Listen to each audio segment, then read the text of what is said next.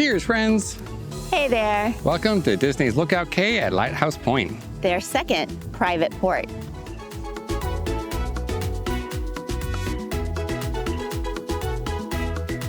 So we stepped off the Disney Magic and onto the Lookout Cay at Lighthouse Point, Disney's new private port in the Bahamas, and we're really excited to explore every corner of this new tropical paradise. Like I said, this is Disney's second private port.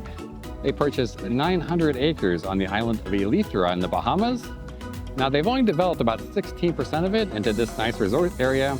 A large portion of it has been donated back to the people of the Bahamas as a natural preserve.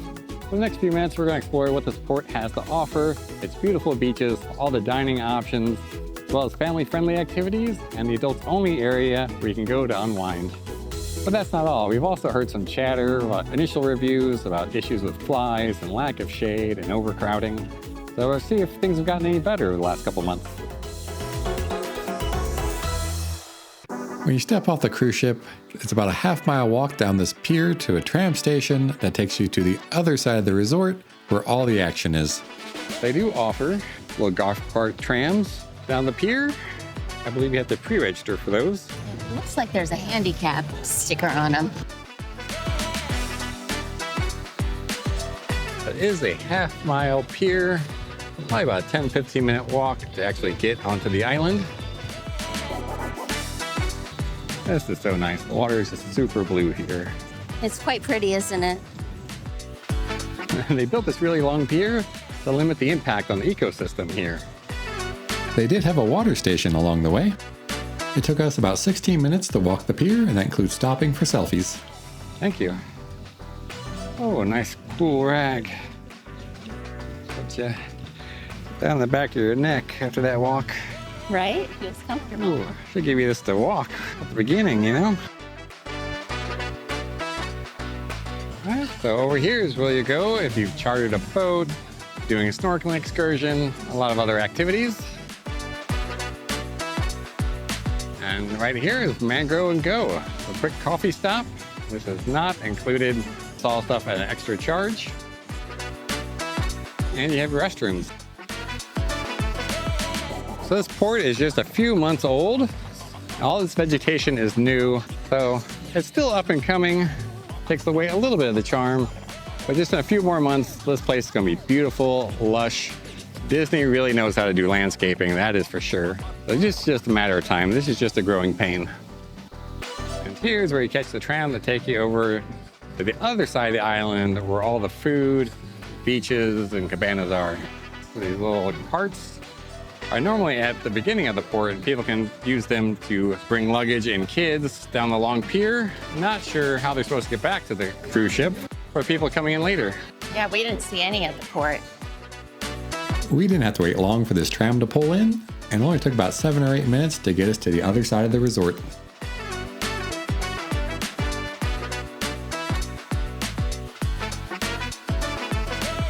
You don't need to grab a towel on the ship.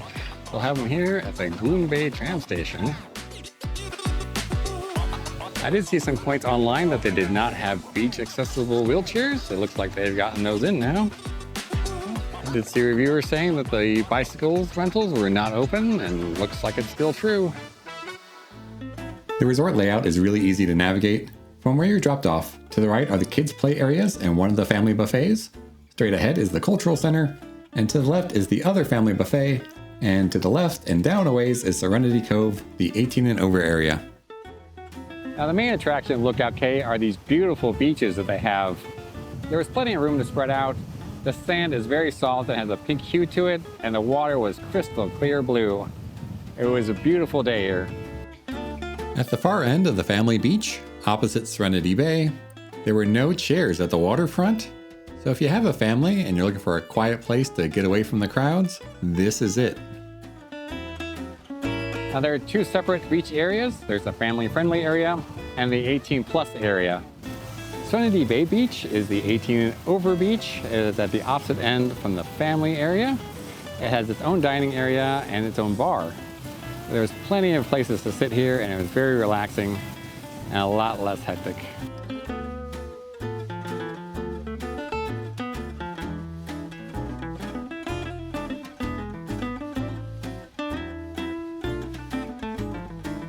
Now, if you want a more private experience on the beach, you can rent these cabanas. Over on the family beach, for 6 guests, it's $963 for a cabana, and you can hold up to 10 guests, an additional $56 per person. And at Serenity Bay, the adult beach, the cabanas start at 4 guests at $523.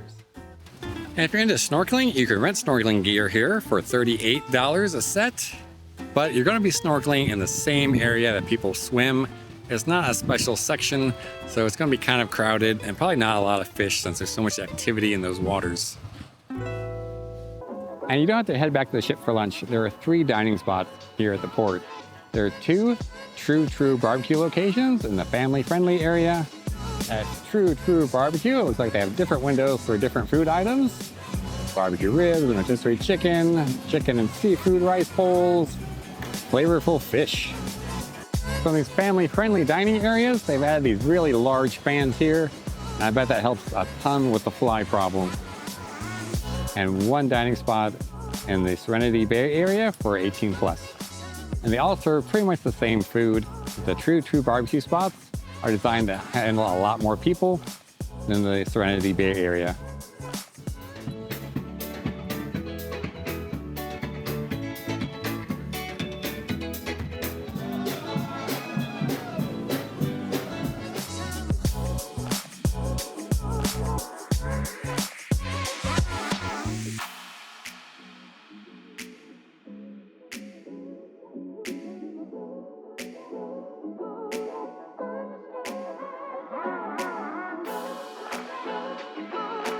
The food is not bad. It doesn't compare to what you get on the ship, and you have to guard your plate from the flies constantly. There were no large fans over in the Serenity Bay area to kind of help with this problem. At all the dining locations, you're going to find drink stations where you can get your complimentary soda, lemonade, iced tea, and maybe even like a Gatorade. But I haven't seen any fruit juices out here. There are plenty of bars you can grab an adult beverage here. There's also a smoothie station where you can get something a little more refreshing. However, the coffee and the smoothies are not included, so they do cost extra as well as the alcohol. If you want a caffeinated drink like a cold brew, I only saw 1 spot, which is right off the pier after you get off the ship, called Mangroves and Go. So be sure to stop there because I haven't seen any coffee here at the family-friendly area or at Serenity Bay. While the beach is the main attraction, there are plenty of activities to keep people busy here. If you're here with kids, head over to the Play Pavilion. It looks like there are tons of games in there for them to enjoy. And for some splashy fun, head over to the Rush Out, Gush Out. It's a family water park with slides, splash pads and fountains, and all kinds of fun ways to get wet with the kids that's not in the ocean. And if you have little ones under 3, you can drop them off at Sebastian's Cove. This is a dedicated youth activity space where kids can enjoy supervised activities while the parents go to the beach and relax. And if you'd like to add a little extra adventure to your day, you can book various excursions through the Disney Cruise Line Navigator app, including things like catamaran rides, cultural and conservation tours, banana inflatable rides. You can rent your snorkel equipment, as well as the cabanas that we saw earlier. What really makes the Lookout Cay unique is the chance to experience the Bahamian culture at the Goombay Cultural Center. It's not just about the beach. This is a chance to learn, dance, and celebrate with the locals and bring a piece of the Bahamas into your Disney vacation.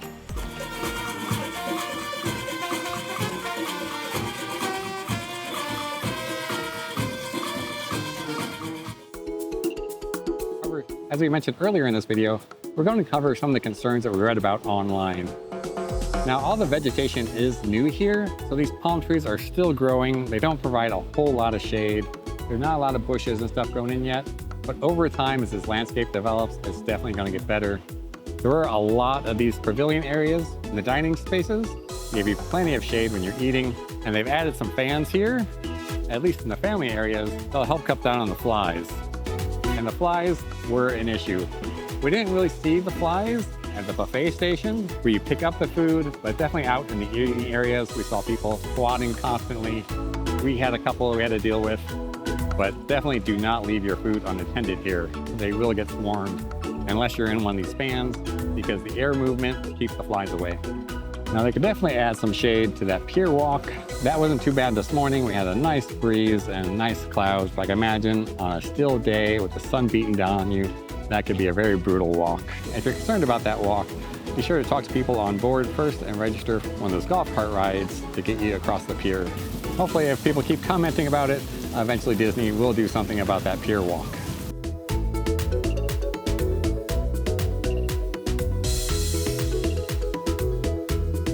Lookout Cay had a little something for everyone.